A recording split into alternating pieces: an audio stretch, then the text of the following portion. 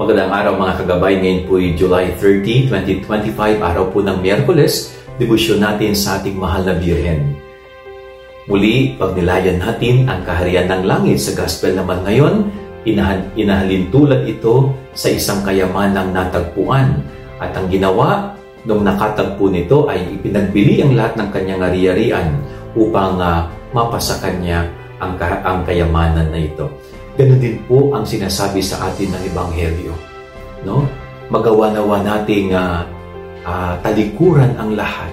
Magawa nawa nating ipagpalit ang lahat alang-alang sa kaharian ng langit. Ibig sabihin po nito, ang totoong kayamanan ay hindi matatagpuan sa kahit anong kayamanan ng mundo, kundi matatagpuan sa puso at kalooban ng Diyos ang kanyang kaharian. Ang tunay na kayamanan ay walang iba kundi ang kaharian ng Diyos. Kaya pag natagpuan natin ito, sana handa tayong talikuran ng lahat, handa nating iwanan ng lahat, ipagpalit ang lahat alang-alang sa kaharian ng langit. Yan ang ating gabay-aral ngayong maghapon. God bless po sa inyo lahat. Pagpalain kayo ng Panginoon.